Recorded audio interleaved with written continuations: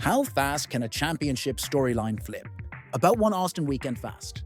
Max Verstappen just walked into Texas like it was his living room and turned a two-horse McLaren duel into a three-way knife fight. Sprint pole, sprint win, Grand Prix pole, lights to flag victory. Meanwhile, McLaren's intra-garage sparks lit up again. The teammates tangled in the sprint. Lando Norris then fought through Charles Leclerc for P2 on Sunday, and Oscar Piastri could only salvage P5. The bottom line, Max has cut the gap to Piastri to 40 points with 5 rounds and 2 sprints left. This title isn't just alive, it's breathing down Papaya's neck. Let's lay out exactly how Austin changed the math. Saturday was total control. Verstappen on sprint pole, Verstappen winning the sprint. While contact between the two McLarens ended Piastri's race early and poured petrol on a fire that had only just cooled since Singapore. Sunday, same tone, bigger stakes. Max on pole. Max never headed. Norris muscled past Leclerc, late for second. Piastri, in a muted afternoon, came home 5th. The result sliced Verstappen's deficit to 40 and pulled Norris within 14 of his teammate.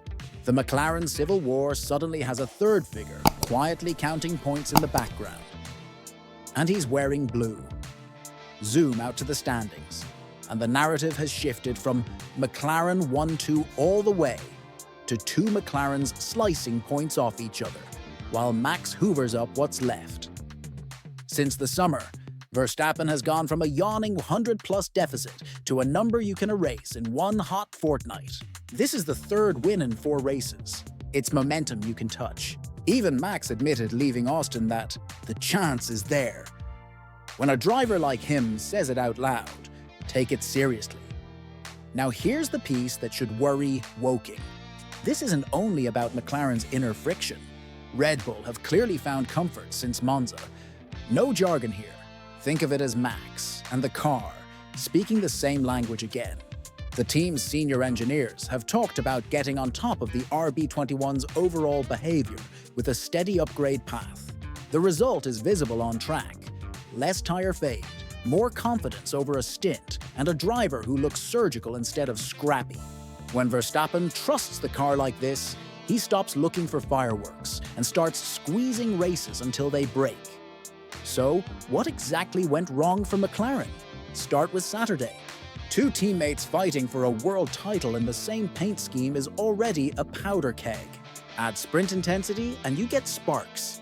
Piastri's DNF wasn't catastrophic by itself. But the points swing across a sprint plus GP weekend can be. Then on Sunday, Norris did what great drivers do. Adapted, dug in, and executed, mugging Leclerc late to limit the damage. Piastri, by contrast, had one of those just not there days. Solid, not spectacular. Across a season, that's fine. In a run-in with a shark in the water, it's expensive. Here's where the story becomes real strategy without getting technical. Verstappen's job from here is boring genius. Always start close enough to at least one McLaren to control the first pit window. Keep the first stint clean to own the choice to undercut or overcut, and spend less tire in traffic than the others do. When Norris and Piastri have to cover him rather than each other, they surrender freedom. And the moment a Ferrari or Mercedes grabs a podium spot, Max's math gets friendlier, because a third party just stole points from Papaya. Reuters put the numbers plainly. He led every lap, took maximum points for the weekend, and reduced a summer triple-digit gap to just 40. That's a proper comeback arc. Let's talk calendar. If you were scripting a Verstappen surge, you'd pick exactly what's ahead.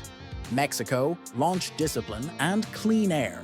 Brazil, weather, safety cars. The chaos Max reads like a second language. Vegas, cold, slippery, tire warm-up mind games. Qatar, heat plus tire wear, but a grind Max loves. And Abu Dhabi, track position chess under end-of-season pressure. None of those demand Red Bull be the fastest every lap. They demand the most complete Sunday, with the car calmer post-Monza and a driver in predator mode. That's doable. Meanwhile, inside McLaren, Every microcall is now political. Who pits first when both are in the same window? Who gets the offset to cover a Red Bull undercut? What happens at turn 1 when orange meets orange and the runoff beckons? After Singapore, Martin Brundle said the quiet part out loud. The ground rules have changed. McLaren tried to hold the line. "We'll review later" became the team's public posture. But once you let a flashpoint stand, you write precedent. Austin didn't heal that. It exposed it. And Max doesn't need to create their tension. He just needs to be a permanent reason for it to matter. Quick pit lane stop. If you live for this kind of inside the paddock storytelling, hit subscribe, drop a like, and tell me in the comments. Is McLaren doing the right thing letting them race? Or should they protect the lead and pick a lane? Your take shapes the next deep dive. Back to the chessboard. What impressed me most about Max in Austin wasn't a single overtake or sector. It was the absence of drama. He kept the story boring. That's devastating in a title chase. While one side of the garage at McLaren is measuring fairness feelings, and the other is calculating damage limitation. Verstappen is out there turning purple when it counts and white flagging the rest. It's the same trick he used in his dynasty years. Score, score, score, and steal the wins when the door cracks open. Planet F1's Rap captured it. A third win in 4 starts. Pressure applied. Deficit cut. Belief restored. There are still traps for Max. If qualifying slips and he starts behind both McLarens, he risks getting parked in DRS trains while Papaya controls the tempo. If a safety car lands perfectly for Woking, the boring plan becomes take what's on offer. Don't force heroics. And if Red Bulls bump-cars curb weaknesses reappear on a street-style weekend, it's damage limitation, not detonation. The comeback only works if bad days are still good. For Piastri, the response has to be immediate and clinical. He told reporters after the race he has no major concerns and prefers being the hunted rather than the hunter. Classic champion brain. But he also admitted qualifying pace has to come back, because starting ahead of Norris is the cleanest way to remove the Sunday coin flips. That's the tell. He knows this isn't a panic button moment.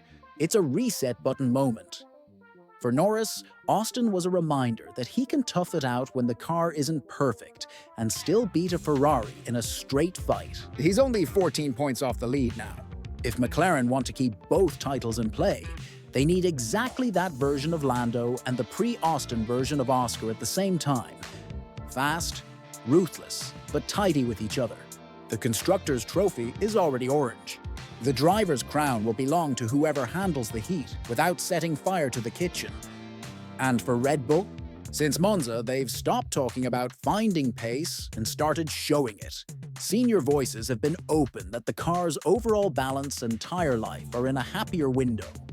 Not a magic bullet, just a suite of small things that add up to a driver feeling like himself again. If that persists through Mexico and Brazil, this will be a genuine 3-way duel into December. So here's your headline as we leave Austin.